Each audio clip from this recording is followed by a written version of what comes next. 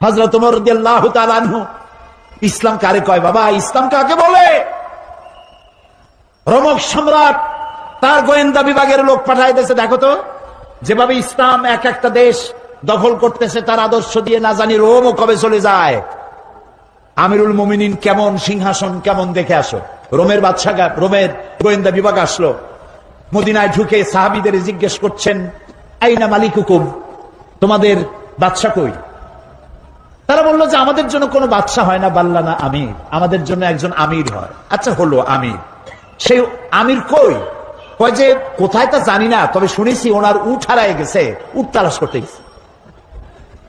আশ্চর্য কথা, আমিরুল মুমিনিন অর্ধেকটা পৃথিবীর প্রেসিডেন্ট, উট হারায় গেছে, তালাশ করতে গেছে নিজে। কোন দিকে গেছে? শুনছি এই দিকে গেছে। গোয়েন্দা বিভাগের প্রধান সেই দিকে গেল, যাইয়া দেখতে পেল সাথে একটা লোক গেছিল, যাই দেখে একটা উট গাছে বাঁধা, আর গাছের তলে একটা লম্বা মানুষ শোয়া। যখন শুইছিল তখন হয়তো গাছের ছায়াটা ছিল, বেলা গড়ে গেছে, গাছের ছায়া সরে গেছে, রোদের মধ্যে হাত মাথার তলে দিয়া শোয়া, উট বান্ধা, আর কপালের ঘামে মাথার নিচের বালি ভেজা। সাহাবী বললেন, এই হচ্ছে আমাদের আমিরুল মুমিনিন ওমর ইবনুল খাত্তাব রাদিয়াল্লাহু তাআলা। রোমের গোয়েন্দা বিভাগের প্রধান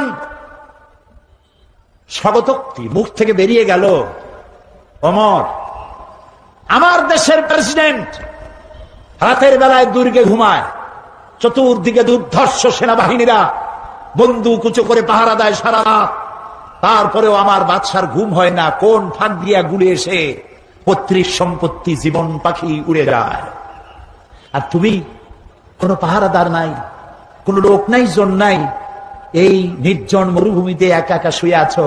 নিশ্চয়ই তুমি তোমার জনগণের হক আদায় করেছো, তাই তোমার পাহারাদারের দরকার নাই। যিনি তোমারে বানাইছে সেই আল্লাহই তোমার পাহারাদার। এর নাম ইসলাম। শুধু নামাজ রোজা হজ যাকাতের নাম ইসলাম নয়, এর নাম ইসলাম। রুজি রোজগার করার জন্য সমস্ত নবীরা কাজ করেছেন, সাহাবায়ে কেরাম কাজ করেছেন, ক্ষুধায় কষ্ট করেছেন, ক্ষুধার যন্ত্রণায় ছটফট করেছেন সাহাবায়ে কেরাম। নবী করিম সাল্লাল্লাহু আলাইহি ওয়াসাল্লাম দুয়ারে দুয়ারে খাবার পৌঁছাইছেন, নিজে কষ্ট করেছেন। প্রিয় ভাই সব, হযরত ওমর রাদিয়াল্লাহু তাআলা আনহু মসজিদ নববীর ভিতরে বসে দেখলেন জোহরের সময় কয়েকটা লোক বসা, আসরেও তারা, মাগরিবেও তারা, এশায়ও তারা, পরের দিন ফজরেও তারা। জিজ্ঞেস করলেন, এই বেটারা তোমরা কারা? প্রত্যেক নামাজে এক জায়গায় দেখি, বললো যে আমরা আল্লাহর ইবাদত করি, জিকির আজকার করি। তো তোমরা খাও কি? কইছে আল্লাহ ভরসা করে আছি, আমাদের এই জায়গায় জিকির আজকার করতে দেখিয়া এলাকার লোকেরা রান দিয়ে আমাদেরকে খাওয়া। কয় তাহলে তো তোমরা আল্লাহরে ভরসা করো না, তোমরা তো মানুষের উপর ভরসা করে আছো। শোনো, আগামীকাল এটা তো ফজর গেল, আজকের জোহরের নামাজের পর যদি এই জায়গায় তোমাদেরকে বসা দেখি, ব্যাট মেরে মসজিদ থেকে বের করে দেব। এটা ইসলাম নয় যে তুমি কাজ করবে না, বসে বসে খাবে, এর নাম ইসলাম নয়। তুমি নিজে কাজ করবে, নিজের জন্য, অন্যের জন্য কাজ করো, এটি হলো ইসলামের নির্দেশ। সুতরাং ইসলাম নামাজ রোজা হজ যাকাত নিয়েই শুধু আসে নাই, এসেছে মানবতার কল্যাণের জন্য, মানবতার মুক্তির জন্য। সুবহানাল্লাহি ওয়া বিহামদিহি, সুবহানাল্লাহি ওয়া বিহামদিহি। আল্লাহ তাআলা রাসূল বলেছেন তিনটা কাম করো। কয়টা কাম? তিনটা কাম করো। আফশুস সালাম ওয়া আতইমুত তুআম ওয়া সাল্লু ওয়ান নাসু নিয়াম তাদখুলুল জান্নাতা বিসসালাম। সুবহানাল্লাহ। আফশুস সালাম, সালামের প্রচলন করো, খালি সালাম দাও। কালকে বলছিলাম না, মনে আছে? এই যে দেখা হইলো আসসালামু আলাইকুম, রাস্তায় দেখা হবে আসসালামু আলাইকুম। হযরতে আব্দুল্লাহ বিন ওমর রাদিয়াল্লাহু তাআলা আনহুমা গণ গণ বাজারে যাইতেন। একজন সাহাবী তারে জিজ্ঞেস করেন, আচ্ছা আপনি কি রাসূলের ওই হাদিস শুনেন নাই? বলে কোন হাদিস? যে রাসূলুল্লাহ বলেছেন সবথেকে উৎকৃষ্ট জায়গা কোনটা? বলেন। নিকৃষ্ট জায়গা বাজার। এই হাদিস জানেন না? বলে হ্যাঁ জানি। তো বারবার বাজারে আসেন কেন? আমি গণ গণ বাজারে আসি, ওই হাদিস আমি জানি, কিন্তু আমি আসি অন্য কারণে। এখানে বেশি মানুষের যাকে দেখা হয় আর গণ গণ সালাম দেই, আমার সওয়াব হয় বেশি। আহারে মুসলমান, একজন আর একজনের সাথে দেখা হবে আসসালামু আলাইকুম ওয়া রাহমাতুল্লাহ, বিনা পয়সায় দোয়া। আর একজন কবি ওয়ালাইকুম আসসালাম ওয়া রাহমাতুল্লাহি ওয়া বারাকাতুহু ওয়া মাগফিরাতুহু ওয়া রিদওয়ানুহু ওয়া জান্নাতুহু। সুবহানাল্লাহ। যত বেশি শব্দ প্রয়োগ করবেন ততই 10-10 করে নেকি হইতে থাকবে। এরপরে হাত মিলাবেন। অনেকে হাত খালি ছোঁয় আঙ্গুলের মাথা, কেউ একটু দেয়, কেউ সবটা দেয়, কেউ সবটা দিয়ে ধরিয়া এরকম ঝাঁকায়। ওর চিন্তা যত সাকি তত নেকি। এটা একটা বাজে কথা। প্রিয় ভাই সব, রাসূলুল্লাহ বলছেন সালাম দাও, বেশি করে সালাম দাও। ওয়া আত'ইমুত তাআম, আর মানুষকে খাইতে দাও। জাহান্নামে যারা যাবে কারণ হবে দুইটা, অনেক কারণের মতো কারণ হবে কয়টা? দুইটা। ইয়াতাসাআলুনা আনিল মুজরিমিন মা সালাকাকুম ফি সাকার قالوا لم نك من المصلين ولم نك نطعم المسكين। জাহান্নামীদেরকে প্রশ্ন করা হবে জাহান্নামে আসছে কেন? বলবে দুইটা কারণে, আমরা নামাজ পড়ি নাই আর এতিম মিসকিনকে খাইতে দেই নাই। নাউজুবিল্লাহ, বলেন নাউজুবিল্লাহ। এতিম মিসকিনকে খেতে দিবেন, মেহমানদের দাওয়াত দিবেন, বেশি করে খাওয়াবেন। শুধু নিজেই অন্যের বাড়িতে গিয়ে খাবেন না, মানুষকেও দাওয়াত দিয়ে খাওয়াবেন। তাহলে মহব্বত বাড়বে। কি বাড়বে? মহব্বত বাড়বে। আর একটা কি? ওয়াসাল্লু ওয়ান্নাসু নিয়াম, আর নামাজ পড়তে দাঁড়াও ওই সময় যখন মানুষেরা সব ঘুমায়া যায়। কোন সময়? রাতে। রাতের কোন অংশে? অর্ধেক, এরপরে অথবা তৃতীয় অংশে। এই সময় নামাজটা কেন? কারণ আল্লাহর কাছে, মানুষের কাছে, সব মুমিনের কাছে সব থেকে প্রিয়তম কে? সবাইকে বলতে হবে কে? সুতরাং মানুষ যখন প্রেম করে, ভালোবাসা করার জন্য নোটিশ দেয় না, বিজ্ঞাপন ছাপায় না, রেডিও টেলিভিশনে বিজ্ঞাপন দেয় না। প্রেম করে কিভাবে? গোপনে। গোপনে প্রেম করার জন্য আল্লাহর সাথে দিনের কোলাহল আল্লাহ বন্ধ করে দেন। আল্লাহ রাব্বুল আলামিন বলেন ওয়াজআলনান নাহারা মাআশা, দিন বানিয়েছি রুজি রোজগার করার জন্য, রিজিক কামাই করার জন্য। ওয়াজআলনাল লাইলা লিবাসা ওয়াজআলনা নাওমাকুম সুবাতা, রাত বানালাম আমি তোমাদের জন্য শান্তির বাহন করে, আচ্ছাদন দিলাম, ঘুমকে বাহন করলাম। এই সুন্দর রাতে সব মানুষ ঘুমিয়ে গেছে, বান্দা এই সময় ঘুমের থেকে জাগো, আমারে সেজদা দাও, সেজদার ভিতরে তোমার যা বলার আছে আমারে বলো। আল্লাহ রাব্বুল আলামিন চতুর্থ আসমানে এসে যান অথবা প্রথম আকাশে আসেন। हर हमेशा देने को वो तैयार है, हर हमेशा देने को वो तैयार है, जो न मांगे उससे वो बेजार है। সব সময় দিতে প্রস্তুত আল্লাহ রাব্বুল আলামিন। যে চায় না আল্লাহ রাব্বুল আলামিন তার প্রতি নারাজ হয়ে যায়। গভীর রাত্রি সিজদার ভিতরে গিয়ে মানুষ যখন কাঁদতে থাকে, আল্লাহ রাব্বুল আলামিন ফেরেশতাদেরকে জিজ্ঞেস করেন, আমার ফেরেশতারা পৃথিবীতে মানুষ যখন সব ঘুমানো, আমার এই বান্দাগুলি কান্দে কেন, বান্দিরা কান্দে কেন? ফেরেশতারা বলে রব্বুল আলামিন ওরা গুনাহ করেছে, তোমার কাছে মাপ চায়, জাহান্নাম থেকে মুক্তি চায়। আল্লাহ প্রশ্ন করেন ওরা আমার জাহান্নাম দেখেছে নাকি, আমারে দেখেছে নাকি, বেহেশত দেখেছে নাকি? তারা বলবে না, দেখে নাই। রব্বুল আলামিন বলেন ও আমার ফেরেশতারা, আমার এই বান্দাগুলি আমারে দেখে নাই, ফেরেশতা দেখে নাই, জাহান্নাম দেখে নাই, হাসর নসর কিছুই দেখে নাই। শুধু আমার কোরআনের কথা, আমার নবীর কথা বিশ্বাস করে যেভাবে তারা কাঁদতেছে, তোমরা সাক্ষী থেকে যাও, আমার এই ক্রন্দনরত বান্দাগুলির আমি মাফ করে দিলাম।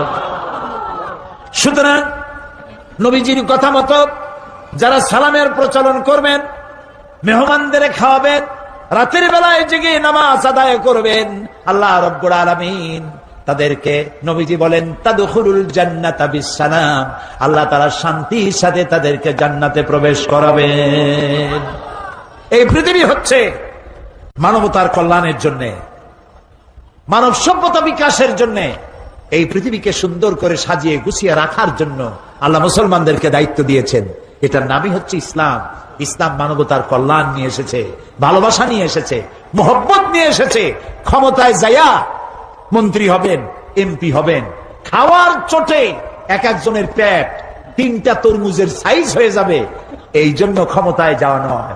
কিছু লোক আছে, হায় হায়, ক্ষমতা পাইয়া এমন খাওয়া খাইছে, পেটটারে এত মোটা করছে, কোন রুমের মধ্যে ঢুকতে হলে হাত দিয়া দরজা খোলার দরকার হয় না, পেটের ধাক্কায় দরজার কাম সারা। আছে না এমন? আছে। হযরত ওমর রাদিয়াল্লাহু তাআলা আনহু রাসূলের শিক্ষায় শিক্ষিত, কোরআনের শিক্ষায় শিক্ষিত আমিরুল মুমিনিন, রাতের বেলায় ঘুরছেন, প্রজা পুঞ্জরা খাইয়ে আছে না না খেয়ে আছে, ইসলাম কারে কয়? তিনি দেখতে পেলেন একটা বাড়ির ভিতরে একটা পুরুষ বারবার ঢোকে আর বের হয়, ঢোকে আর বের হয়। গভীর রাত, গিয়ে প্রশ্ন করলেন, এই মিয়া, তুমি এই বাড়ির মধ্যে বারবার ঢোকে আর বাইর হও কেন? তুমি কেডা? কয় যে পথিক, আমি তো এই বাড়ির মালিক, তাই বারবার ভেতরে ঢোকার বাইরে হও কেন? বলছে পথিক সে চেনে নাই আমিরুল মুমিনিনকে। বলছে আমার মতো বিপদে জীবনে কেউ পড়ে না। বলে কিরকম? আমার ঘরে আমার বউ আসন্ন প্রসবা, এখনই বাচ্চা হবে, আমার ঘরে কোনো পুরুষও নাই, আমি ছাড়া কোন মেয়ে লোকও নাই, আর আমি এই বিষয় সম্পূর্ণ অনভিজ্ঞ, কিছুই জানি না। আমার স্ত্রীর কষ্ট, আমার জীবন বেরিয়ে যাচ্ছে, আমি কোনো সাহায্য করতে পারছি না।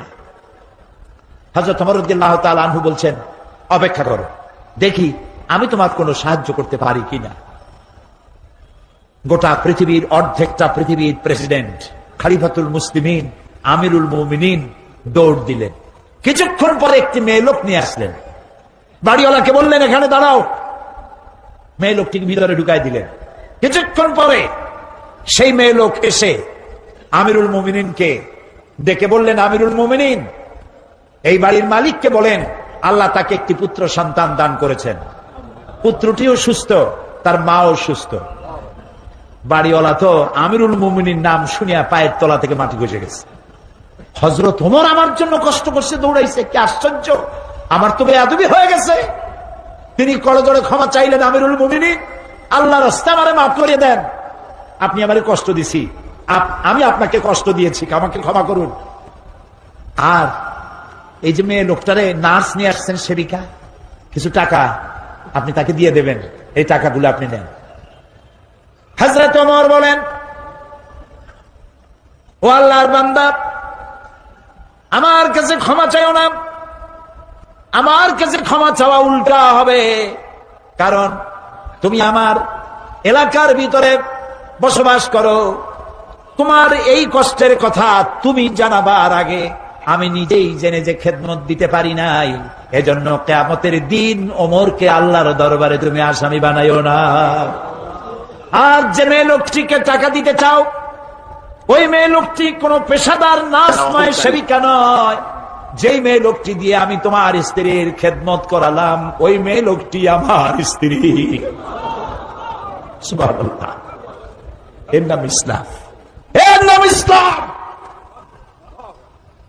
শুধু নামাজ রোজা হজ যাকাতের জন্য নয়, নামাজ রোজা কম্পালসারি ডিউটি, দাড়ি রাখা মুসলমানের আলামত, মেসওয়াক করা, সুরমা লাগানো, লম্বা জামা গায়ে দেওয়া, এগুলি ইউনিফর্ম।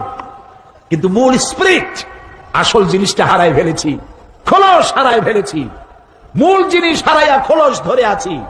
হ্যাঁ, পাগড়ি আমার দরকার, এটা আমার শিয়ার, আমার পাগড়ি প্রয়োজন, আমার টুপি প্রয়োজন, আমার দাড়ি প্রয়োজন, আমার লম্বা জামা প্রয়োজন, আমার তসবিহ প্রয়োজন, কিন্তু সব থেকে বড় প্রয়োজন ছিল মানব প্রেম। যারা অহংকারী, যারা স্বৈরাচারী, যারা জালিম, আল্লাহ পাক তাদেরকে বলছেন, এ পৃথিবীর মানুষেরা, জেনেরা, যদি সম্ভব করতে পারো, আমার আইন ভালো লাগে না, আমার ইসলাম পছন্দ হয় না, আমার আলেম ভালো লাগে না, আমার কোরআন ভালো লাগে না, অবস্থা যদি এমনটি হয়, বেরিয়ে যাও, বেরিয়ে যাও। আমার সার্বভৌমত্বের ভেতর থেকে, আকাশের নিচের থেকে, জমিনের উপর থেকে বেরিয়ে যা। ফানফুযু লা তানফুযু ইল্লা বিসুলতান। কোথায় যাব? পালাবার জায়গা নাই, বেরোতে পারবে না, আকাশ আর জমিন দিয়ে প্যাকেট করে রেখেছি, পালাবার জায়গা নাই। কোথায় যাইবা? জুলুমের হাত যত আছে করতে থাকো, আর আল্লাহ রাব্বুল আলামিন দেখতেছেন। সুতরাং ইমানদার ব্যক্তি, তার মধ্যে বিনয় আসে, বিনম্র হয়। সে পয়সা করে আসে বলে অহংকার করে না, কারণ আল্লাহ বলেছেন ওয়াল্লাহুল গানিয়্যু ওয়া আনতুমুল ফুকারা।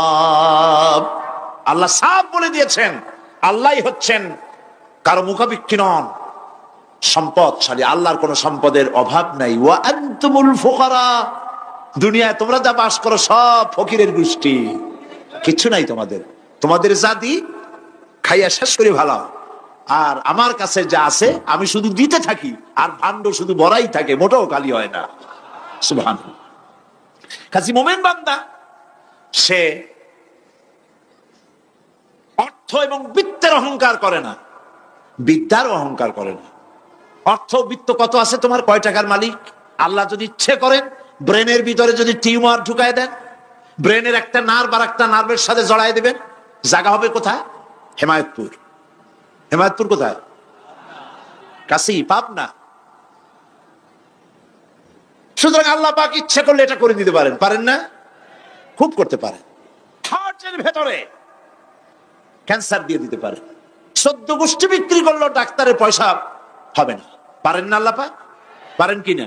পারেন। সেই জন্য যত বড় ধনী হোক, পয়সার মালিক হোক, আল্লাহর উপর ঈমান আনলে পরে যে গুণটা হয়, সে অহংকারী হয় না, বিনয়ী হয়। আল্লাহ রাব্বুল আলামিন কোরআনে কারীমের ভিতরে বলে দিয়েছেন লিল্লাহি মা ফিস সামাওয়াতি ওয়া মা ফিল আরদ। যারা সামান্য একটু রাজত্ব পাইয়া ছোট্ট ছোট্ট একটা দেশের প্রেসিডেন্ট, প্রধানমন্ত্রী, কি হনুরে, এরকম একটা ভাব। আর্মি হাতে, বিডিআর হাতে, পুলিশ হাতে, যা খুশি তাই করি না। আল্লাহ পাক বলছেন লিল্লাহি মা ফিস সামাওয়াতি ওয়া মা ফিল আরদ। আকাশ আর জমিনের একচ্ছত্র মালিকানা কার? চিল্লায় বলুন আল্লাহ পাকের। সুতরাং তুমি মাতবাড়ি করিয়া কদ্দূর পারবা? বেশি দূর যেতে পারবে না। গ্রামে গোয়াল আছে, গরু রাখে যে জায়গায়, ওই জায়গাটার নাম কি? গোয়াল। গভীর রাত্রে গরুর মালিক শুনতে পাচ্ছে গোয়াল ঘরে খুব শব্দ হচ্ছে। রাখালকে ডেকে বলছে, দেখতো কি কিসের শব্দ? ওই যে দেখে এসে জবাব দিচ্ছে যে গোয়ালে যে 7টার শিং মোটা, তার গুতার চোটে ওই গোয়ালের মধ্যে যত গরু আছে কেউ টিকতে পারতেছে না, খালি গুতাইতেছে সমানে।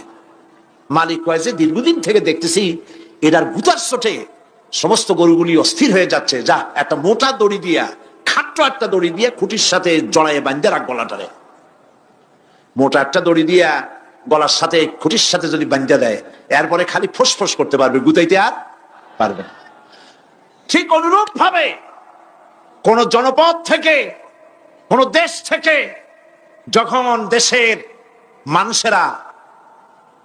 যখন দেশের নিরস্ত্র মানুষেরা, গরিব মানুষেরা যখন আল্লাহর দরবারে গভীর রাত্রে ফরিয়াদ তোলে, আল্লাহ জুলুমে অত্যাচারে জর্জরিত হয়ে গেলাম, মার খেতে খেতে শেষ হয়ে গেলাম, অত্যাচারিত হচ্ছি, চিৎকার মারতে থাকে, আল্লাহ পাক তখন তার নজর দিয়ে দেখেন। আল্লাহ তো দেখতেই থাকেন সব সময়ের জন্য। আল্লাহ পাক কার কারণে এগুলি হচ্ছে আল্লাহ পাক টের পান। শিং কারো কারো মোটা হয়েছে, আজরাইলকে পাঠায় দেন, যাও খাটো দড়ি দিয়ে বাঁধে থো। খাটো দড়ি কোনটা বুঝছেন? 3 হাত। 3 হাত কবর কোনটা? খাটো দড়ি দিয়ে বাঁধে থো। সুতরাং কত বড় বড় রাজা বাদশা ক্ষমতা এলো, মানুষের উপরে জুলুম করলো, আল্লাহ পাক তার ইন্তেকাম নিয়েছেন। সেই আল্লাহ এখন আর নাই, নাউজুবিল্লাহ। সে আল্লাহ আছেন কিনা? পূর্ণ শক্তিতে বহাল কিনা? হুয়াল হাইয়ুল কাইয়্যুম। এমন অবস্থা নয় যে বাংলাদেশে কি হচ্ছে আর আল্লাহ টের পাচ্ছেন না। কি বলেন? আল্লাহ রাব্বুল আলামিন বলেন, লা তাখুযুহু সিনাতুন ওয়ালা নাওম। ঘুম নাই, তন্দ্রা নাই। কার? ঘুমানো না, তন্দ্রাও জান না। তন্দ্রা কারে কয়? জি, ঝিমটি, জিমানি, যাই বলেন আপনারা বুঝে নিয়ে, ওই যে বসে বসে এরকম করে। আল্লাহ ওরকমও করেন, ঘুমো নাই, তন্দ্র। হযরত মুসা আলাইহিস সালাম বলছিলেন যে আল্লাহ তুমি নাকি ঘুমাও না। মুসা আলাইহিস সালাম তো খুব আদরের নবী, আল্লাহ পাকের খুব আদরের নবী, দারুণ আদর। আল্লাহ পাক বলছেন মুসা আমি তোমারে আমার জন্য বানাইছি। সুবহানাল্লাহ। কোরআন শরীফে আছে আল্লাহ পাক বলছেন মুসা আমি তোমারে আমার জন্য বানাইছি। তোমাকে যখন তোমার মা দরিয়ায় ভাসায় দিয়েছিল আমি তোমার বাক্সর দিকে তাকাইছিলাম। সুবহানাল্লাহ। আল্লাহ যদি বলেন আমি তাকাইছিলাম, সুবহানাল্লাহ। তোমারে আমার জন্য বানাইছি। সুতরাং হযরত মুসা আলাইহিস সালাম তিনি বলছেন আল্লাহ পাককে খুব আদরের নবী, তো আল্লাহ তুমি নাকি ঘুমাও না। আল্লাহ কয় তুমি বিশ্বাস করো না। হযরত মুসা আলাইহিস সালাম বললেন আল্লাহ অবশ্যই বিশ্বাস করি, তবে বুঝি না বিষয়টা কি, বুঝি না কেমনে না ঘুমাই পারে, বুঝি না। আল্লাহ আচ্ছা ঠিক আছে, তুমি যখন বিশ্বাস করছো তখন আর অসুবিধা নেই, বিশ্বাস না করলে মুসিবত ছিল। পয়গম্বর মানুষ তাকে তো বলতেই হবে বিশ্বাস করি, তবে বুঝি না। আল্লাহ কয় ঠিক আছে বিশ্বাস যখন করো আমি বুঝাই দেবো। নিয়ে আসো এক গ্লাস পানি। এক গ্লাস পানি নিয়ে আসলেন, দাঁড়ায় থাকো। মুসা আলাইহিস সালামকে আল্লাহ বললেন পানি নিয়ে দাঁড়ায় থাকো, আর ঘুমের আল্লাহ করলেন মুসারে ধর। মুসা আলাইহিস সালামের ঘুম এসে গেল। ঘুমের আমেজে হাতটা শিথিল হয়ে গ্লাসটা পড়ে ভেঙে চুরমার হয়ে গেল। হযরত মুসা আলাইহিস সালাম ভয় পেয়ে গেলেন।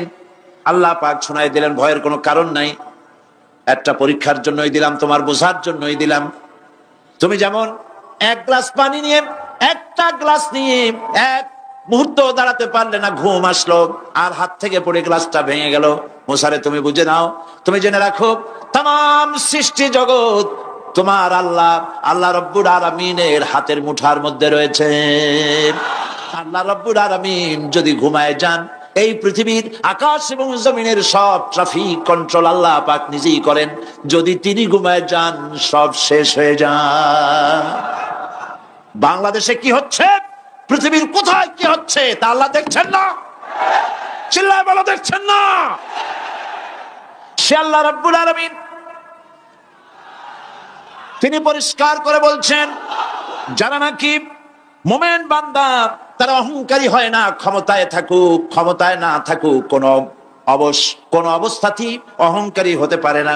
আল্লাহ পাক শোনায় দিয়েছেন যারা অহংকার করে তাদেরকে পরিষ্কার করে বলেছেন ওয়ালা তামশি ফিল আরদি মারহান ইন্নাকা লান তাখরিকাল আরদা ওয়া লান তাবলুগাল জিবালা তুলা ওয়ালা তামশি ফিল আরদি মারহান। খবরদার আমার জমিনের উপরে অহংকারের পথে বড় হেঁটো না। দেখছেন না কত আছে অহংকার করে হাঁটে, জমিনের উপরে জুতা পাই দিয়ে মচ মচ করে হাঁটতে থাকে।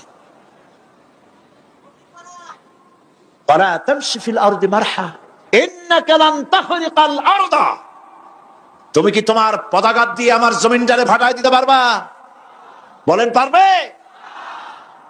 যদি শক্তি থাকে দাও লাথি, তোমার ঠ্যাং ভাঙবে, মাটির কিচ্ছু। ওয়ালান তাখরিকাল আরদা মা, তুমি আমার এই জমিনটাকে ধসাই দিতে পারবে না।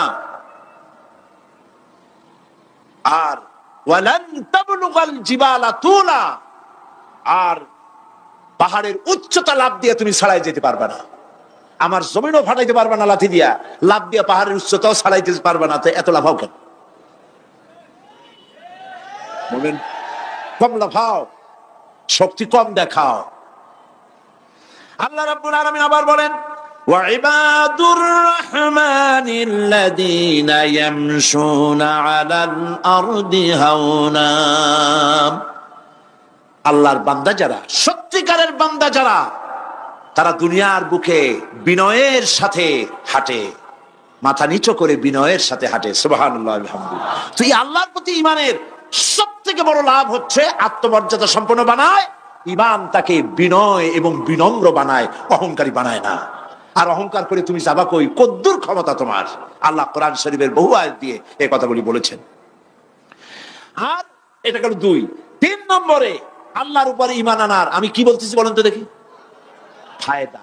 আল্লাহর উপরে ঈমান আনার 3 নম্বরের ফায়দা হলো মুমিন ব্যক্তির মধ্যে বীরত্ব এবং নির্ভীক ভাব তার মধ্যে এসে যায়। সে নিজে মুজাহিদ, সে বীর, সে কাপুরুষ নয়। সুবহানাল্লাহ। আল্লাহর উপর ঈমানের কারণে বীরত্ব এবং নির্ভীকতার প্রশিক্ষণ তার মধ্যে তৈরি হয়ে যায়। কারণ মানুষের সবচেয়ে বড় ভয় হলো মৌতের। বলেন তো দেখি, বড় ভয় কিসের? বলেন সবাই। আর যারা বললেন না তারা, তাদের মৌতের কোনো ভয় নেই। মৌতের ভয় আছে কিনা? আছে। কিন্তু ভয় করে যাবেন কই? ভয় তো সেইটারে করা যায় যেটাকে ভয় করে এড়ানো যায়। এখন মৃত্যুকে ভয় করে আপনি কি এড়াইতে পারবেন? পারবেন?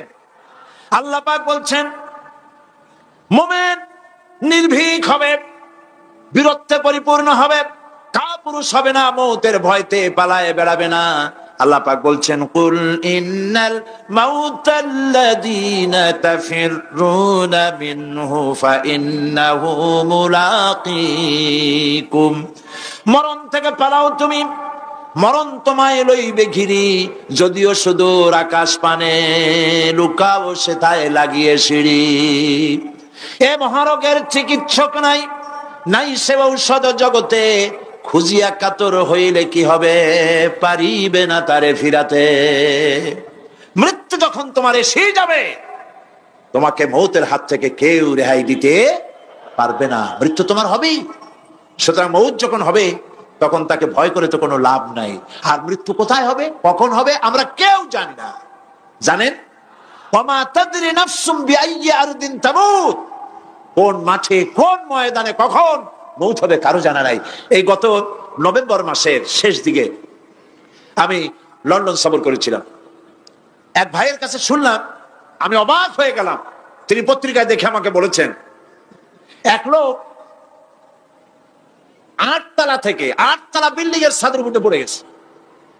8 তলা বিল্ডিং এর ছাদের উপর থেকে পড়িয়া তার কিচ্ছু হয়নি, হাত পাও ভাঙে নাই, মরেও না, খালি কিছু চামড়া টামড়া ছিঁড়ে গেছে। তাড়াতাড়ি অ্যাম্বুলেন্স আসছে, অ্যাম্বুলেন্সে তাকে নিয়ে গেছে, হসপিটালে নিয়ে যাবে চামড়াগুলো সেলাই করে দেওয়ার জন্য।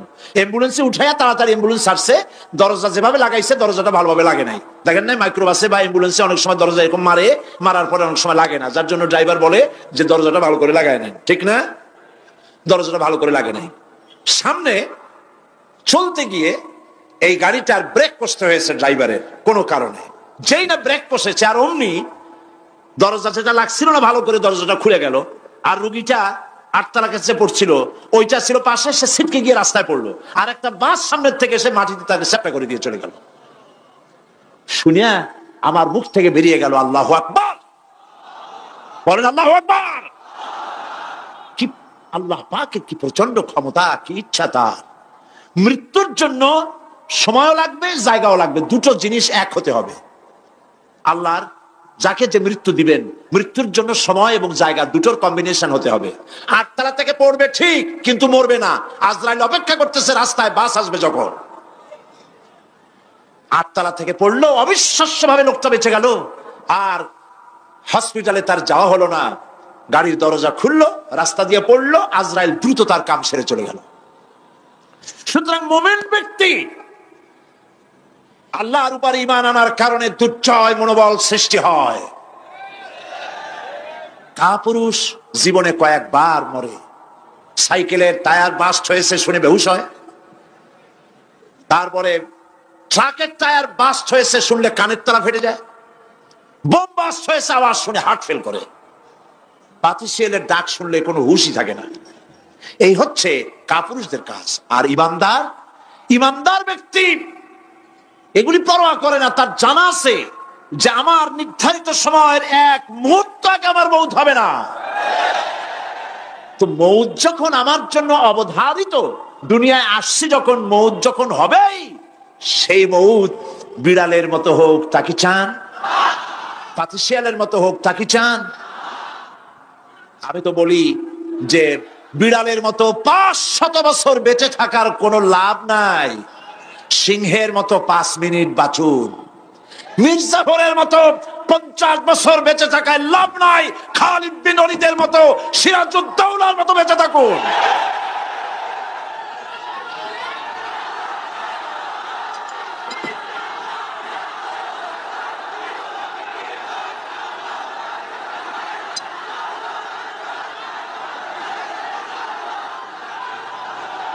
বসেন।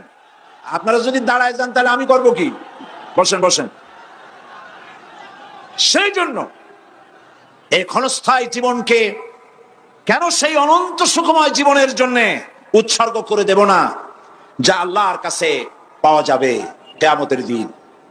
দেখেন, মৃত্যু হওয়া উচিত মুসলমানদের, শাহাদাতের মৌত হওয়া উচিত। কি মৌত হওয়া উচিত? আল্লাহকে আজকে প্রাণ খুলে বলি, আল্লাহ জীবন তো নিবাই, সুতরাং জীবন যখন নিবা, মৌতটা শাহাদাতের মৌত তুমি আমাদের দান করে দিও। কাপুরুষের মতো মরতে চাই না, শাহাদাতের মৌত চাই। সুবহানাল্লাহ বলেন, আমিন বলেন। মুমিন ব্যক্তি তার বড় ফায়দা, সে সাহসী হয়। সুবহানাল্লাহ বলেন। দেখেন বুখারী শরীফের হাদিস, যুদ্ধের জন্য, বদরের যুদ্ধ, হুজুর সাল্লাল্লাহু আলাইহি ওয়াসাল্লাম সৈন্যদেরকে রিক্রুট করছেন, কিন্তু কথা বলতে গিয়ে রাসূল করিম সাল্লাল্লাহু আলাইহি ওয়াসাল্লাম দাওয়াত দিচ্ছেন, কিন্তু মনে মনে চিন্তাও করছেন যে সামান্য কিছু লোক, অস্ত্রপাতি কম, এই জিহাদের অবস্থাটা তারা কিভাবে নেবে। একজন যুবক সাহাবী দাঁড়ায় গেলেন, তার নাম মিকদাদ রাদিয়াল্লাহু তাআলা আনহু। যুবক, এই পৃথিবীতে যুবকদের ইসলামের সবচাইতে অবদান কাদের? চিল্লায় বলো। যুবকদের অবদান সবচাইতে বেশি। হযরত মিকদাদ রাদিয়াল্লাহু তাআলা আনহু তিনি দাঁড়ায় গেলেন, তিনি বললেন, ইমদি বিনা ইয়া রাসূলুল্লাহ হাইসুমা তাশা। হাদিস, হে রাসূল, আপনি আমাদেরকে নিয়ে চলুন। কত সৈন্য তারা আসতেছে, কত অস্ত্র নিয়ে আসতেছে, এটা আমাদের ভাববার বিষয় নয়। আপনি আমাদের নিয়ে চলুন, হাইসুমা তাশা আয় হাইসুমা আমারাকাল্লাহ। আল্লাহ আপনাকে যেদিকে আমাদের নিয়ে যাইতে কয়, আপনি সেই দিকে আমাদের নিয়ে চলুন। ইন্না লা নাকুলু লাকা কামা ক্বালা বনু ইসরাঈল লিমূসা আলাইহিস সালাম, ইযহাব আনতা ওয়া রাব্বুকা ফাকাতিলা ইন্না হাহুনা কাঈদুন। অর্থাৎ, হে রাসূল, আমরা বনী ইসরাইলের মতো বলবো না। শোনেন, আমরা বনী ইসরাইলের মতো বলবো না যে মুসা তুমি এবং তোমার আল্লাহ এই দুইজনে গিয়ে ফেরাউনের বিরুদ্ধে যুদ্ধ করো, আমরা যাবো না, আমরা এখানে বসে থাকবো। এই কথা আমরা বলবো না। আমরা মুসা আলাইহিস সালামের উম্মত নই, আমরা মুহাম্মদ সাল্লাল্লাহু আলাইহি ওয়াসাল্লামের উম্মত। বরং আমরা বলবো, বাল ইযহাব আনতা ওয়া রাব্বুকা ফাকাতিলা ইন্না মাআকুমা মুকাতিলুন। বরং আমরা বলবো, আপনি চলুন, আমরা আপনার সাথে আল্লাহর হুকুম মাফিক লড়বো, জিহাদ করব। ততক্ষণ পর্যন্ত মা দামাত আইনুম মিন্না তাতাররাফ, যতক্ষণ পর্যন্ত আমাদের চোখের পাতা নড়তে থাকে, ততক্ষণ আপনার সাথে থেকে কাফেরের বিরুদ্ধে লড়াই করে যাব। জীবনের পরোয়া তারা করেন নাই, জীবনের পরোয়া করেননি। হুজুর সাল্লাল্লাহু আলাইহি ওয়াসাল্লাম দারুণ ভাবে খুশি হয়ে গেলেন। হুজুর হেজিটেট ফিল করছিলেন যে এই সামান্য কিছু লোক, অস্ত্র নাই, পাতি নাই, এতগুলি লোকের বিরুদ্ধে যুদ্ধ করতে যাবে। যুবকের মুখে এই কথা শুনে হুজুর দারুণ খুশি হলেন। আল্লাহর নবী বললেন, কুমু বিনা ইলা জান্নাতিন জান্নাতুন আরদুহা কারদিস সামাওয়াতি ওয়াল আরদ।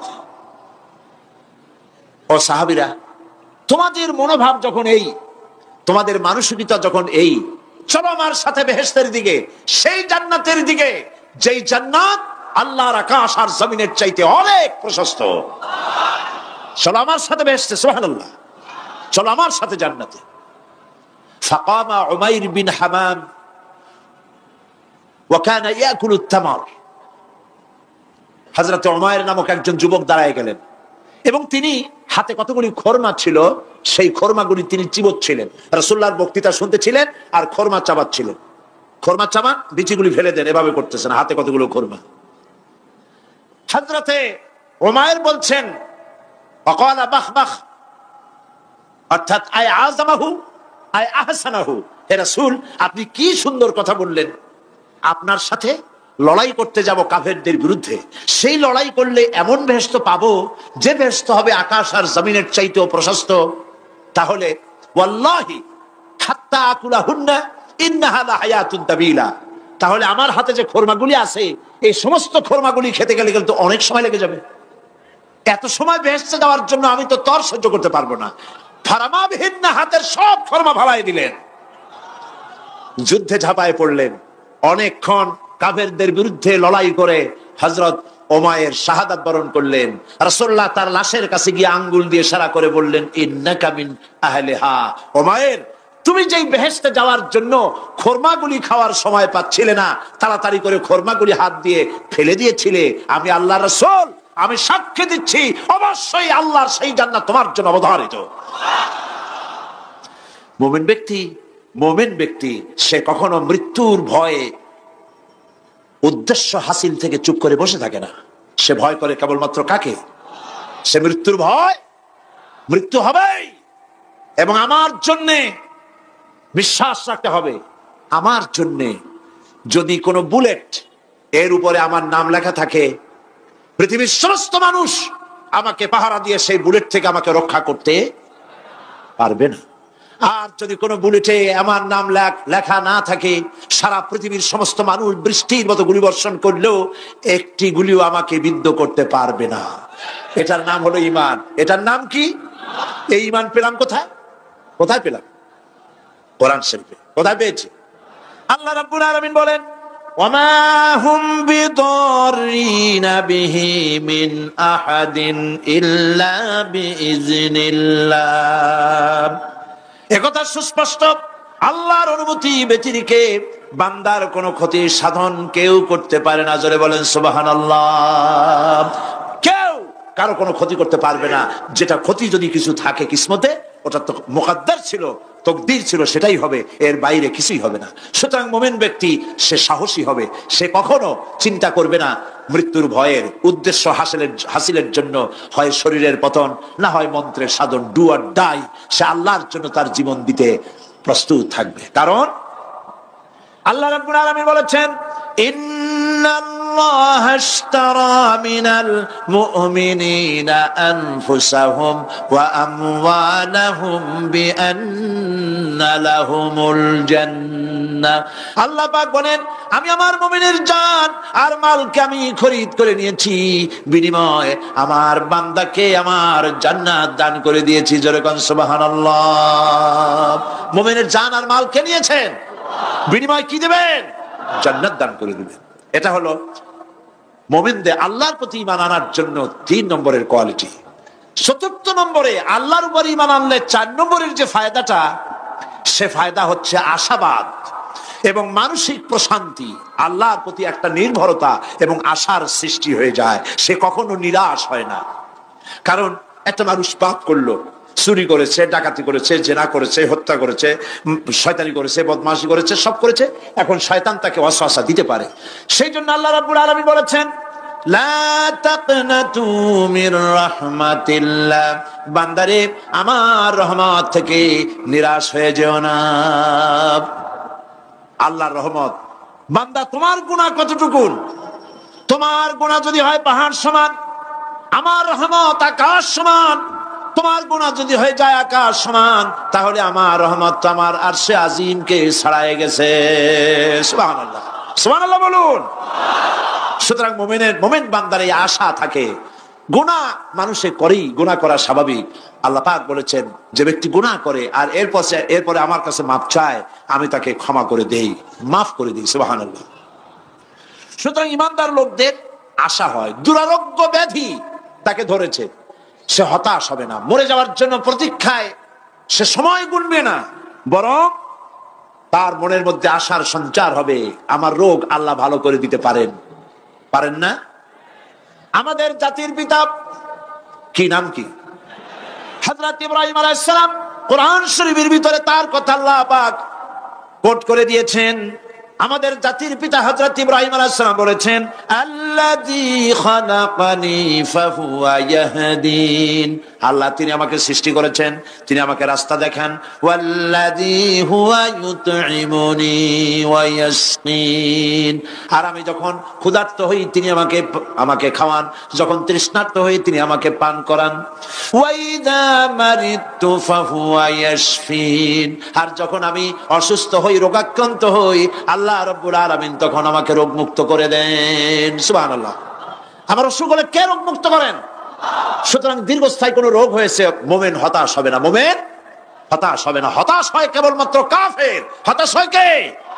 মুমিন কখনো হতাশ হয় না, হতাশ হওয়া ইমানের পরিপন্থী কাজ। আল্লাহ পাক বলেছেন লা তাকনাতু মির রাহমাতিল্লাহ, আমার রহমত থেকে মায়ুস হও না। দেখেন হযরত আইয়ুব আলাইহিস সালামের কত বড় রোগ হয়েছে, শরীর পোকায় ধরেছে, জর্জরিত হয়েছে, দুর্গন্ধ হয়েছে, গ্রামের লোকেরা তাকে বের করে দিয়েছে, স্ত্রী পুত্র পরিজন সব চলে গিয়েছে।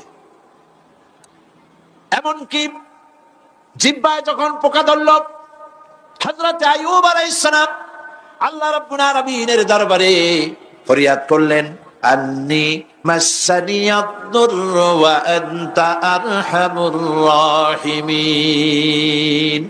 আয় আল্লাহ, আমি অসুস্থ হয়ে পড়েছি, আমি রোগাক্রান্ত হয়েছি, আর তোমার নাম রহমান রহিম, তুমি আমাকে রোগ মুক্ত করো। হযরত আইয়ুব আলাইহিস সালাম আল্লাহর দরবারে ফরিয়াদ করলেন, রব্বুল আলামিন সারা শরীরে পোকায় জর্জরিত হয়ে গেছে, এখন আমার জিহ্বায় পোকা ধরেছে, মাবুদ গো আমি তোমার কাছে ফরিয়াদ করি আমার জিহ্বায় পোকা দিও না, কারণ জিহ্বাটাও যদি নষ্ট হয়ে যায় তাহলে তোমার মতো আল্লাহর জিকির আমি কি দিয়া করব। হযরত আইয়ুব আলাইহিস সালাম আল্লাহ পাকের কাছে যখন এ ধরনের ফরিয়াদ জানালেন, রব্বুল আলামিন তাকে তার রোগ মুক্ত করে দিলেন, তার স্ত্রী পুত্র সব আল্লাহ রব্বুল আলামিন ফিরাইয়া দিলেন। সুবহানাল্লাহ। সুতরাং মুমিন ব্যক্তি, কোরআন শরীফে সব আছে, কোরআনের মতো শ্রেষ্ঠ ওয়াজের কিতাব পৃথিবীতে আর শুধু বোঝার দরকার। বিপদে যত বড় বিপদ আসুক, কোন বিপদে মুমিন ধৈর্য হারাবে না।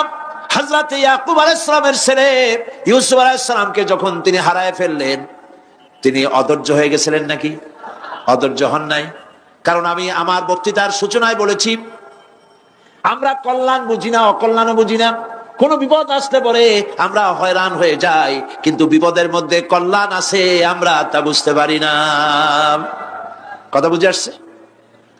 হযরত ইউসুফ আলাইহিস সালামকে কুয়ার ভিতরে ফেলে দেওয়া হলো। 11 ভাই মনে করেছে কুয়ার ভিতরে ফেলে দিয়া ইউসুফ আলাইহিস সালামকে মেরে ফেললাম, কিন্তু তারা বোঝে নাই আসল কামটা কি হয়েছে। এটা তো কুয়া নয়, এটা একটা টানেল, এটা একটা সুড়ঙ্গ।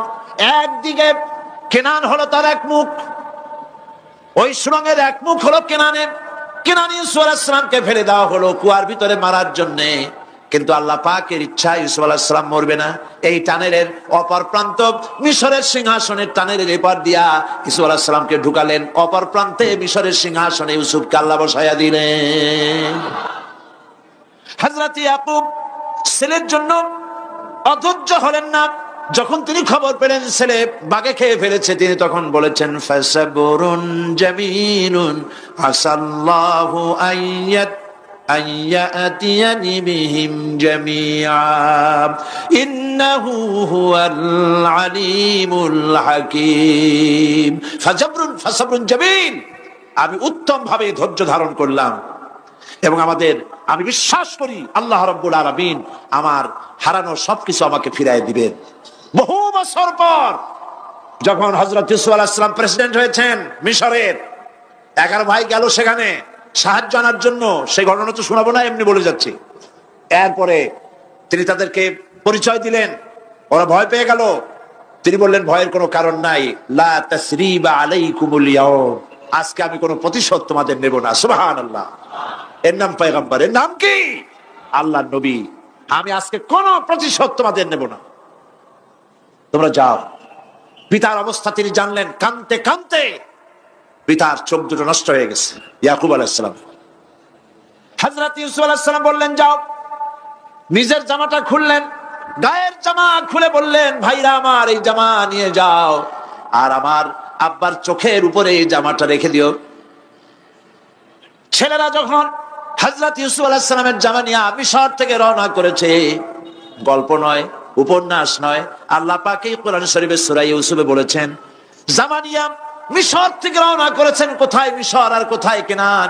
কেনানে বসে হযরত ইয়াকুব আলাইহিস সালাম বলছেন, তোমরা যদি আমাকে মতিভ্রম পাগল যদি মনে না করো, তাহলে একটা কথা বলি, আমার নাকে এখন আমি ইউসুফের গন্ধ পেতেছি। তোমরা যদি আমাকে মতিভ্রম না করো, তাহলে আমি বলি আমি কিন্তু ইউসুফের গন্ধ পেতেছি। সুবহানাল্লাহ। হযরত ইউসুফ আলাইহিস সালামের জামা এনে ভাইরা যখন হযরত ইউসুফের চোখের উপরে রেখে দিলেন, হযরত ইয়াকুবের দুটো চোখ সাথে সাথে আল্লাহ ভালো করে দিলেন। ফাসাবরুন জামিল, ধৈর্য ধরো। ইমানদার ব্যক্তি আশার উপরে তার জীবন বাঁচে, কারণ যত বড় বিপদ আসুক না কেন, আশ্রয় পাওয়ার একটা জায়গা আছে, তার নাম হলো আল্লাহ। নাম কি? বলেন আল্লাহ। সবাই বলেন আল্লাহ, আল্লাহ, আল্লাহ, আল্লাহ। হযরত ইউনূস আলাইহিস সালাম মাছটাকে গিলে ফেলে দিল। মাছটাকে গিলে মাটির অতল তলদেশে চলে গেছে। এত বড় বিপদ পৃথিবীর কোন মানুষের হতে পারে না, কি বলেন? কি বলেন? মাছের পেটের ভিতরে জানালা নাই, দরজা নাই, বেরোবার কোনো পথ নাই। মাছ গেছে পানির অতল তলদেশ। আল্লাহ পাক কোরআন শরীফের ভিতরে মানুষকে শোনান, আল্লাহ ওয়াজ করছেন। সুবহানাল্লাহ বলেন। আল্লাহ পৃথিবীর মানুষকে ওয়াজ করছেন, দুনিয়ার মানুষকে শোনান। আমার ইউনূস তো ধৈর্য হারা হয় নাই। ওয়াজান্নুন إذ ذهب مغاضبا فظن أن لن نقدر عليه فنادى في الظلمات أن لا إله إلا أنت سبحانك إني كنت من الظالمين فنادى في الظلمات জমায় কাসির ত্রিবিধ অন্ধকারের ভেতর থেকে হযরত ইউনূস আলাইহিস সালাম চিৎকার মারলেন। মাছের পেটের অন্ধকার, পানির অন্ধকার, রাতের অন্ধকার, ত্রিবিধ অন্ধকারের ভেতর দিয়ে মাছের পেটের মধ্য দিয়ে ইউনূস আলাইহিস সালাম চিৎকার মারলেন। অধৈর্য হন নাই, হার্ট ফেল করেন নাই।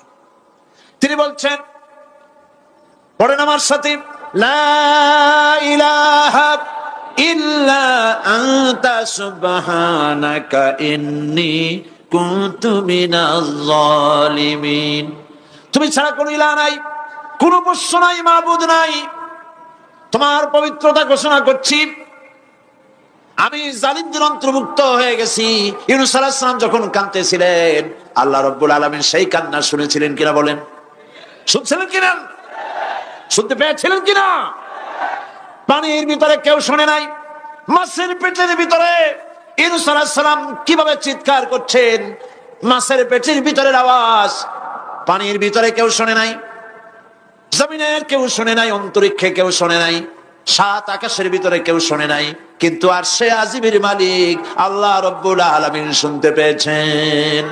সঙ্গে সঙ্গে রব্বুল আলামিন জবাব দিলেন, ফাস্তাজাবনা লাহু ওয়া নাজ্জাইনাহু মিনাল গাম্মি ওয়া কাযালিকা নুজিল মুমিনিন। পড়েন, ফাস্তাজাবনা লাহু ওয়া নাজ্জাইনাহু মিনাল গাম্মি ওয়া কাযালিকা নুজিল মুমিনিন। আমি ইউনূসের ডাকের জবাব দিলাম। কে বলতেছেন? বড় করে বলেন, কে বলছেন? আল্লাহ। সুবহানাল্লাহ। আপনারা কি ভয় পাইছেন? ভয় পেয়েছে মুসলমান? আল্লাহ রাব্বুল আলামিন বলেন, আমি আমার ইউনূসের ডাকের জবাব দিলাম। শুধু জবাব দেই নাই, আমি ইউনূসকে তার মাছের পেটের ভিতর থেকে বাঁচাই দিলাম। মাছের পেটের মধ্যে বেদনা শুরু হয়ে গেল। এমন বেদনা হয়েছে মাছ এখন বমি না করে পারে না। কথা বুঝতে পেরেছি? মাছ এখন বমি না করে পারে না। পানির উপরে মাছ ভেসে উঠল। আল্লাহ কোরআন শরীফের ভিতরে বলছেন, মাছ সাতরায়া কিনারায় চলে গেল, ইউনূস আলাইহিস সালামকে বমি করে ফেলে দিল। ইউনূস আলাইহিস সালাম বেঁচে গেলেন।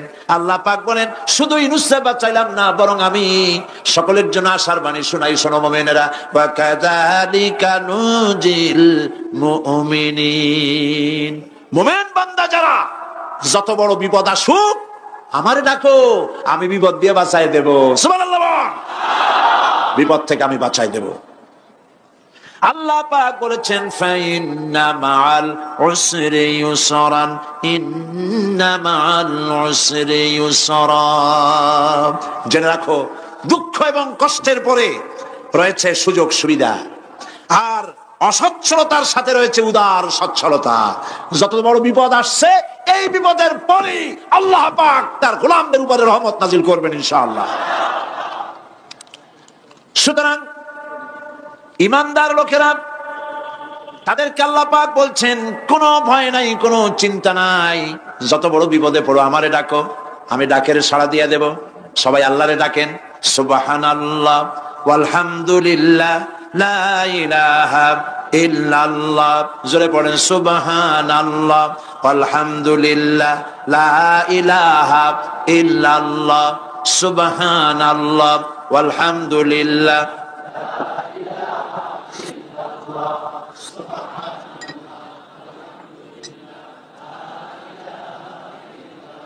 লা ইলাহা ইল্লাল্লাহ মুহাম্মাদুর রাসূলুল্লাহ। আল্লাহর উপর ঈমান আনলে যত ফায়দা হয় এত ফায়দা দুনিয়ায় কোথাও নাই। সুবহানাল্লাহ। আল্লাহর উপর ঈমান আনার ৫ম নম্বরের ফায়দা কয়টা বলছি? 5টা বলছি। আপনাদের অসুবিধা হচ্ছে নাকি? তাড়াতাড়ি শেষ করতেছি। 6টা বলবো। এ হলো ৫ম নম্বর। তারপর আমরা দোয়া করব। দোয়ার দরকার আছে কিনা এই সময়? ৫ম নম্বরে আল্লাহর উপরে ঈমান আনলে পরে আরেকটি বড় ফায়দা, সেটা হলো কঠিন এবং কঠোর বিপদে আল্লাহ পাক তার মধ্যে অবিচলতার এবং ধৈর্য ধরার তৌফিক দিয়ে দেন। সুবহানাল্লাহ। যত বড় বিপদ আসুক, সেই বিপদে মুসিবতে আল্লাহ পাক মুমিনদেরকে আল্লাহর উপরে নির্ভরতা শিখায় দেন। সুবহানাল্লাহ। কারণ মুমিনদের জানা আছে যে ইমানদারদের বিপদ নতুন কিছু নয়, একেবারে আদম আলাইহিস সালাম থেকে শুরু হয়ে আসছে। ঠিক কিনা? আদম আলাইহিস সালামের বিপদ হয় নাই? আদম আলাইহিস সালামের বিপদ কি? শয়তান। তার বিপদ কি? শয়তান ছিল বিপদ। প্রত্যেক নবীর সময় মানুষেরা নবীদের কষ্ট দিছে, দেয় নাই? বিশ্বকবি ইকবাল বলেছেন, সতীজা কা রহা হ্যায় अज़ल से ता इमरोज, सतीजा का रहा है अज़ल से ता इमरोज, चरागे मुस्तफा भी से शरारे बुलहबीस। আবহমান কাল থেকে শুরু করে মুহাম্মদ সাল্লাল্লাহু আলাইহি ওয়াসাল্লামের চারাগকে, নূরকে, ঈমানকে, ইসলামকে নিভায়ে দেওয়ার জন্য আবু জাহেলের গোষ্ঠীরা চিরকাল চেষ্টা করেছে। সব চেষ্টা কর্পূরের মতো উড়ে গেছে। মুহাম্মদ সাল্লাল্লাহু আলাইহি ওয়াসাল্লামের চারাগ টিম টিম করে জ্বলতে রয়েছে। আল্লাহ পাক বলছেন, ইউরিদুনা লিইউতফিউ নূরাল্লাহি বিআফওয়াহিহিম ওয়াল্লাহু মুতিম্মু নূরিহি ওয়ালাউ কারিহাল কাফিরুন। ওরা চায় মুখের ফু দিয়া, কারা? কাফেরেরা। ইসলাম সহ্য করতে পারে না যারা, ওরা চায় মুখের ফু দিয়া আমার আলোটাকে নির্বাপিত করে দেবে।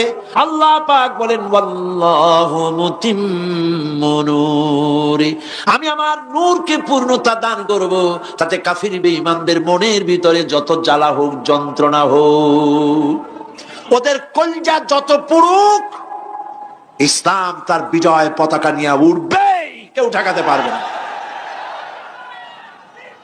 আল্লাহ রাব্বুল আলামিন, আল্লাহ পাক বলছেন, ওয়া কাযালিকা জাআলনা লিকুল্লি নাবিয়্যিন আদুওয়াম মিনাল মুজরিমিন। আর এমনি করে আমি সকল নবীর শত্রু বানিয়েছি সব পাপিষ্ঠ অপরাধ প্রবণ লোকদের। শুনছেন কথা? শোনেন নাই? আল্লাহ পাক বলছেন, দুনিয়ার সব নবীদের, তাদের জন্য আমি শত্রু বানাইছি কাদেরকে? যারা সব থেকে বেশি পাপিষ্ঠ, অপরাধ প্রবণ। এরা হচ্ছে নবীর দুশমন। এরা সব নবীদের সাথে দুশমনি করেছে। আজও দেশের আলেমদের সাথে দুশমনি করে সবচাইতে বড় পাপিষ্ঠরা। এটা কোরআন। এটা কি? কোরআন। চলে বলেন, এটা কি? আল্লাহ রাব্বুল আলামিন বলছেন, ওয়া কাযালিকা জাআলনা লিকুল্লি নাবিয়্যিন আদুওয়াম মিনাল মুজরিমিন।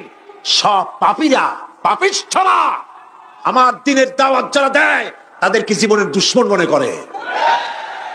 কেন? শোনেন, আমি কার ওয়াজ শোনাচ্ছি? কার ওয়াজ শোনাচ্ছি?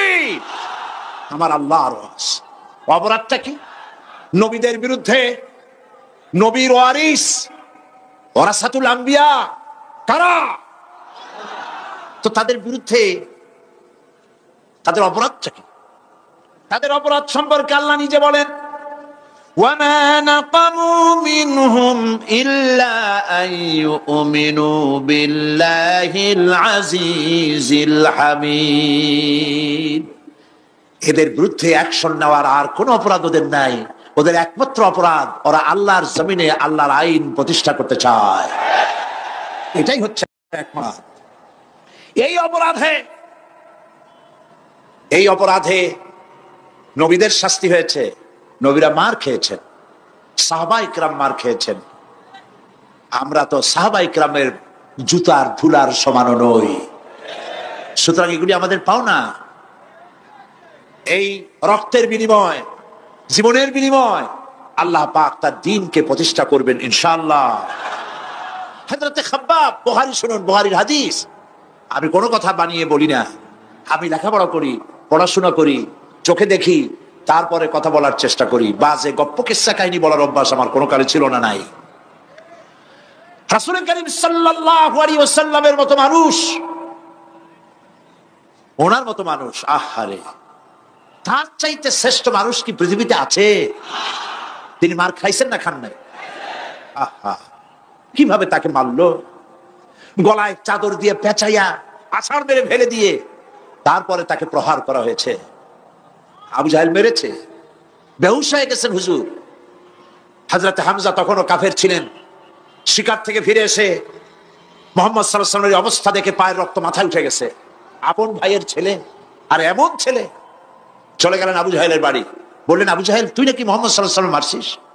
কেন মারলি? তিনি তো ভালো কথাই বলেন, সব সময় বলেন সত্য কথা বলো, মানুষের উপকার করো, এতিমকে আশ্রয় দাও। এত সুন্দর সুন্দর ভালো ভালো কথা বলেন, তার মতো ভালো মানুষ তো দুনিয়ায় দেখি নেই। মারলি কেন? তুই কি মনে করছিস যে আব্দুল্লাহ মারা গেছে বলে এতিম হয়ে গেছে মুহাম্মদ সাল্লাল্লাহু আলাইহি ওয়াসাল্লাম? তোর মনে রাখা উচিত, আব্দুল্লাহ মারা গেছে, হামজা মরে নাই। হযরত হামজা ধনুক বাইর করলেন, এক বাড়ি মারলেন মাথার উপরে, মাথা ফাটা রক্ত বেরিয়ে গেল। হামজা হন হন করে হেঁটে এলেন রাসূলের কাছে। হুজুরের অসুস্থ দেহ মোবারক কোলে উঠায় নিয়ে বললেন, বাবা। তার মস্তক মোবারক কোলে উঠায় নিয়ে বললেন, আমি আবু জাহেলের মাথা ফাটিয়ে রক্ত বের করে দিয়ে এসেছি, তুমি একটু খুশি হও। হুজুর বললেন, চাচা, কার মাথা ফাটাইছেন, কার রক্ত বের করেছেন, এই কথা বলে তো আমাকে আপনি খুশি করতে পারবেন না। তিনি বললেন, বাবা, তুমি কি হলে খুশি হও? তিনি বললেন, আমি খুশি হই চাচা, তোমার মুখে যদি একটা বার আমি ঈমানের কলেমা শুনতে পাই। হযরতে হামজা বললেন, মুহাম্মদ সাল্লাল্লাহু আলাইহি ওয়াসাল্লাম, আমার বুঝতে মোটেও কষ্ট হয়নি, তুমি কোনো সাধারণ মানুষ নও। সাধারণ মানুষের প্রতিশোধে তুমি বিশ্বাসী হতে, খুশি হতে, প্রতিশোধে বিশ্বাসী হওনি। তুমি অবশ্যই আল্লাহর নবী। আমি আল্লাহকে সাক্ষী রেখে, আমি তোমাকে সাক্ষী রেখে ঈমানের কালেমা ঘোষণা করছি, লা ইলাহা ইল্লাল্লাহু মুহাম্মাদুর রাসূলুল্লাহ। ভাইরা আমার, আল্লাহর দ্বীন প্রতিষ্ঠার জন্য আমার নবীদেরকে কষ্ট করতে হয়েছে, সাহাবায়ে কেরামদেরকে কষ্ট করতে হয়েছে, আল্লাহর ওলিদেরকে। ইমাম আবু হানিফা রাহমাতুল্লাহ আলাইহিকে 8 বছর জেলের মধ্যে রাখা হয়েছিল। ইমাম আহমদ বিন হাম্বলকে চাবুক মেরে মেরে গায়ের গোশত আর চামড়া তুলে ফেলে দেওয়া হয়েছিল। তারপরেও তারা বাতিলের সামনে মাথা নত করে নাই। এর নাম হচ্ছে ইসলাম। এর নাম কি? বুখারীর হাদিস, হযরত খাব্বাব বিন আরিত রাদিয়াল্লাহু তাআলা আনহু। বুখারীতে হাদিসটা এভাবে এসেছে, ওয়ান খাব্বাব বিন আরিত রাদিয়াল্লাহু তাআলা আনহু আন্নাহু قال شكونا الى رسول الله صلى الله عليه وسلم وهو متوسد بردة له في ظل الكعبة। তিনি বললেন, আমরা রাসূলের কাছে গেলাম, যাই দেখি রাসূল করিম সাল্লাল্লাহু আলাইহি ওয়াসাল্লাম কাবা শরীফের ছায়ায় আরাম ফরমাচ্ছেন। আমরা কাছে গিয়ে বললাম, আলা তাস্তানসিরু লানা আলা তাদউ লানা ইয়া রাসূলুল্লাহ, হে রাসূল, আপনি কি আমাদের জন্য দোয়া করবেন না? আমরা তো মার খেতে খেতে শেষ হয়ে গেলাম। আমাদের খাব্বাবকে, খুবাইবকে, আম্মারকে, সুমাইয়াকে মেরে শেষ করে দিল। ওরা আমাদেরকে না খাওয়ায় রাখে, সারা রাত খেতে দেয় না, ঘুমাতে দেয় না। তারা আমাদের বেলালকে মেরে মেরে রক্তাক্ত করে উত্তপ্ত মরুভূমির উপরে চিৎ করে শোয়ায়, বুকের উপরে পাথর চাপা দিয়ে রেখেছে। ওরা সাহাবায়ে কেরামদেরকে মারতেছে, না খাওয়ায় রাখতেছে। হুজুর, আপনি কি আল্লাহর কাছে দোয়া করবেন না? এখনো কি দোয়ার সময় আসে নাই? হাদিস শরীফে এসেছে, হুজুর সাল্লাল্লাহু আলাইহি ওয়াসাল্লাম উঠে বসলেন, বললেন, ও খাব্বাব, তোমাদের আগে এই পৃথিবীতে যারা দ্বীনের দাওয়াত নিয়ে এসেছিলেন, সমকালীন রাষ্ট্র শক্তি তাদেরকে ধরতো, ফায়ুহাজুর রাজুলু ফায়ুহফারু লাহু ফিল আরদ, তাদেরকে ধরে তাদের জন্য কবর খনন করা হতো জীবিত মানুষের জন্য। ফায়ুজআলু ফিহা, এরপরে সেই গর্তের ভিতরে তার কোমর পর্যন্ত গেড়ে দেওয়া হতো। সুম্মা ইউতা বিল মানশার, এরপরে করাত আনা হতো। ফায়ুদাউ আলা রাসিহি, এরপরে সেই করাত তার মাথার উপরে রাখা হতো। ফায়ুজআলু নিসফাইন, করাত দিয়া ঘষে ঘষে চিড়ে চিড়ে জীবিত মানুষকে দ্বিখণ্ডিত করে ফেলে দেওয়া হতো। মা ইয়াসুদ্দুহু যালিকা আন দীনিহি, এত কষ্ট দেওয়ার পরেও আল্লাহর গোলামদেরকে এক চুল জায়গা দিন থেকে সরায় দেওয়া যায় নাই।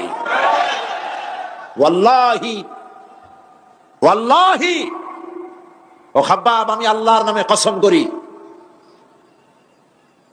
লাইউতাম্মান্নাল্লাহু হাদাল আমরা হাত্তা ইয়াসিরুর রাকিবু মিন সানা ইলা হাদরামাউত। আমি আমার আল্লাহর নামে কসম করি। কে কসম করছেন? সুবহানাল্লাহ বলবেন না? রাসূলুল্লাহ কসম করছেন, আমি কসম করি আল্লাহর, সেদিন বেশি দূরে নয় যেদিন ইয়েমেনের রাজধানী সানা থেকে শুরু করে হাজরামাউত পর্যন্ত হাজার হাজার মাইল সওদাগরেরা তাদের পণ্য নিয়ে, মহিলারা তাদের সৌন্দর্যের পসরা নিয়ে একাকিনী অথবা দলবদ্ধভাবে যাতায়াত করবে মরুভূমির উপর দিয়ে। লা ইয়াখাফু ইল্লাল্লাহ, আল্লাহ ছাড়া তাদের অন্তঃকরণে কোনো ভয় থাকবে না।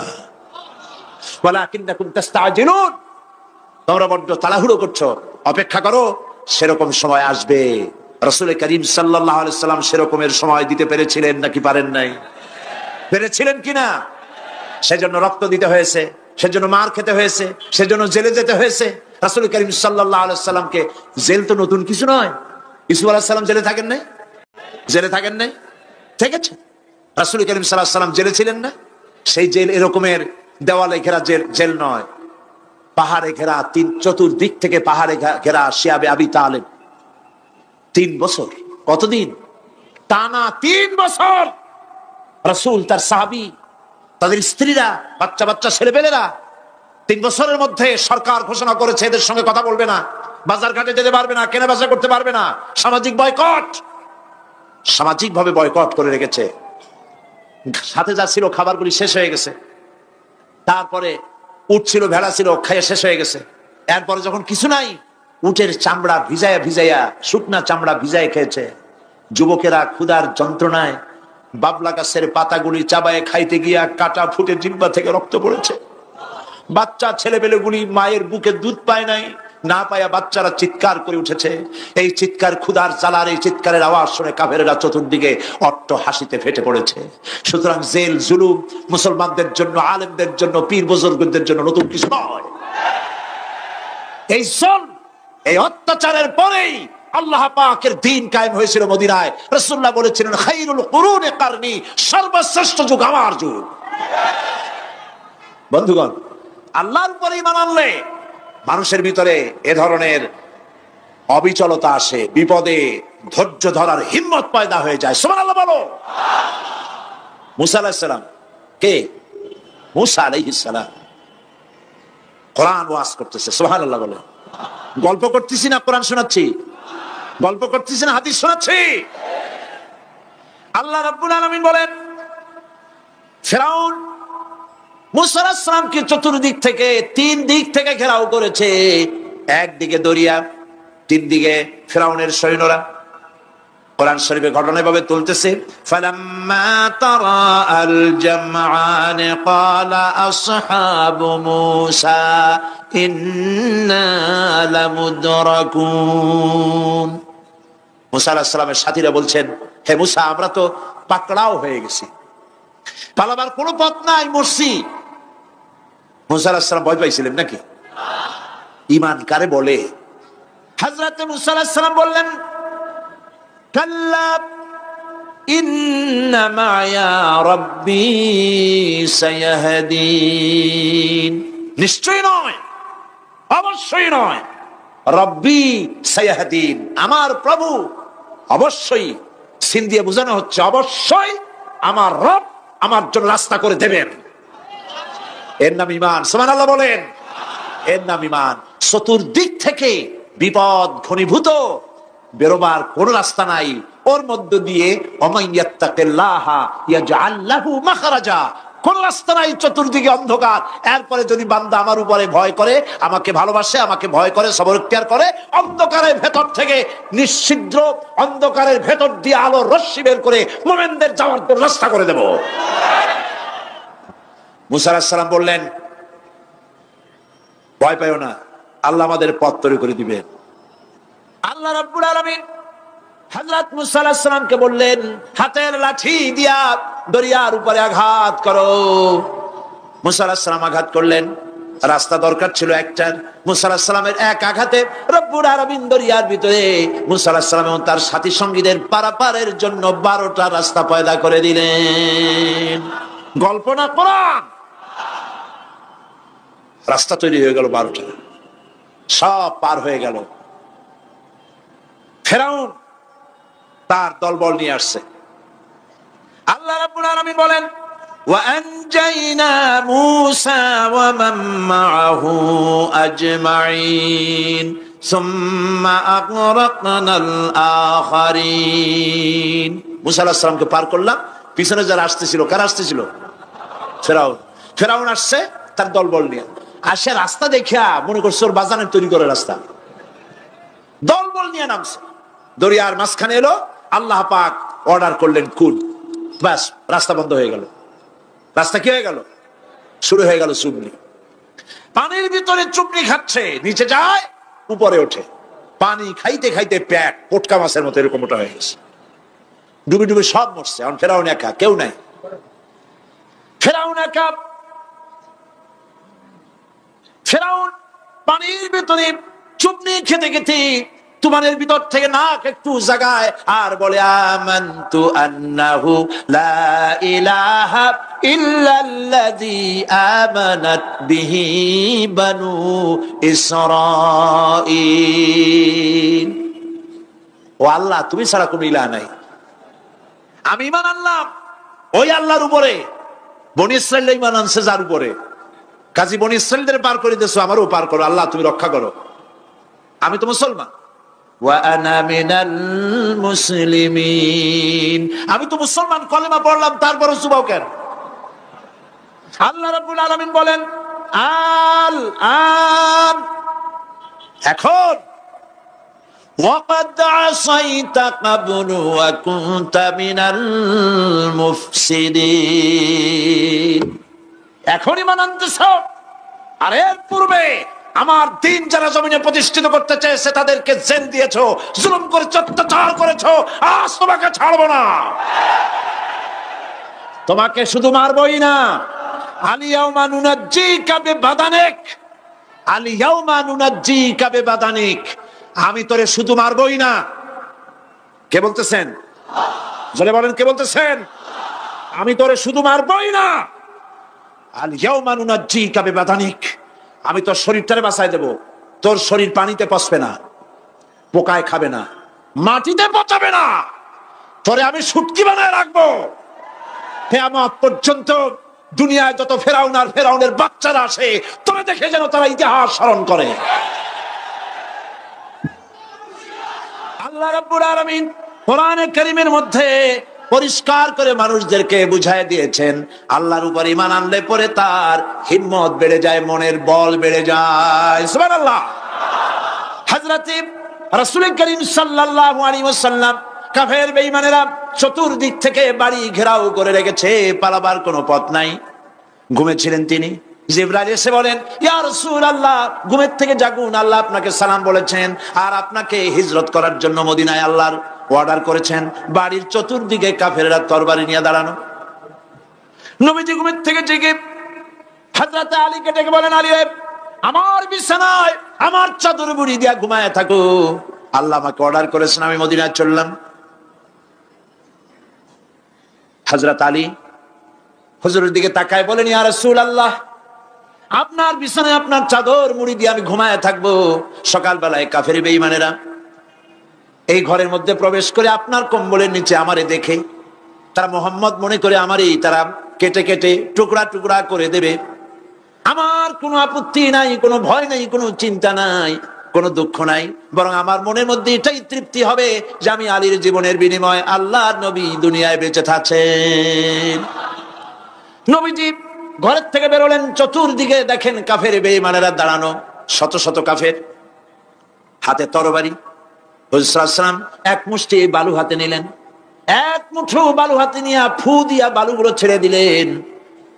ঘরের চতুর্দিকে যত কাফের ছিল সবগুলির চোখের মধ্যে বালি ঢুকে গেছে। চোখের মধ্যে যদি বালি ঢোকে তাহলে কি মজা লাগে না? দুই হাত দিয়া সমানে ঘষা শুরু করছে কাফেরেরা, দুই চোখ আঙ্গুল দিয়া ঘষাঘষি করছে। এই ফাঁক দিয়া নবীজি বেরিয়ে গেলেন, একটা কাফেরও দেখে নাই নবী কোথায় গেলে। আল্লাহ পাক পরবর্তী সময় নবীজিকে শোনায় দিলেন, ওয়ামা রামাইতা ইয রামাইতা ওয়ালাকিন্নাল্লাহ রামা। নবী আপনি নিক্ষেপ করেন নাই যখন আপনি নিক্ষেপ করছিলেন, আপনি তো শুধু ধুলাগুলো ধরে এমনি ছাড়ছেন। ঘরের চতুর্দিকে সমস্ত কাফেরদের চোখে বালি পৌঁছে দেওয়ার দায়িত্ব আমার কুদরত গ্রহণ করেছিল। নবীজি হযরত আবু বকরের বাড়িতে এলেন, দরজায় দাঁড়িয়ে নক করেছেন, ভেতর থেকে আওয়াজ এলো। হুজুর বললেন, ইয়া আবু বকর। হযরত আবু বকর পিছন থেকে দরজার মধ্য থেকে ঘরের মধ্য থেকে জবাব দিলেন, লাব্বাইকা ওয়া সাদাইকা ইয়া রাসূলুল্লাহ। হুজুর প্রশ্ন করলেন, আবু বকর গভীর রাত্রে জিবরাইল আমারে ঘুম থেকে জাগাইলো, তোমারে জাগাইলো কে? এক ডাকে উঠলা কেমনে? হযরত আবু বকর বলেন, ইয়া রাসূলুল্লাহ, আপনি আমারে নিয়ে হিজরত করবেন বলেছিলেন, আমি চিন্তা করেছি না জানি কত রাত্রে নবীজি আসেন, আর আমার দরজায় দাঁড়ায়া নবীজি আমারে ডাকবেন, আমি থাকবো শুয়া, বেয়াদবি হয়ে যাবে। এই জন্য বিছানায় না ঘুমায়া আপনার পবিত্র জবানের ডাক শোনার জন্য এত রাত ধরে এই দরজার সঙ্গে দাঁড়ায়া দাঁড়ায়া ঘুমাইতেছিলাম। নবীজি হযরত আবু বকর রাদিয়াল্লাহু তাআলা আনহুকে সঙ্গে করে নিয়া মদিনার পথ পরিহার করে মেসফালার মধ্য দিয়ে যারা হজে গেছেন দেখে আসছেন, মেসফালা জাবালে কেদোয়া, মেসফালার উপর দিয়া জাবালে কেদোয়ার উপর দিয়া আরো একটা পাহাড় পাড়ি দিয়া জাবালে সুরে চলে গেলেন। সন্ধ্যা হয়ে গেল, ফজর হয়ে কি বলে ফজরের রক্ত হয়ে গেল।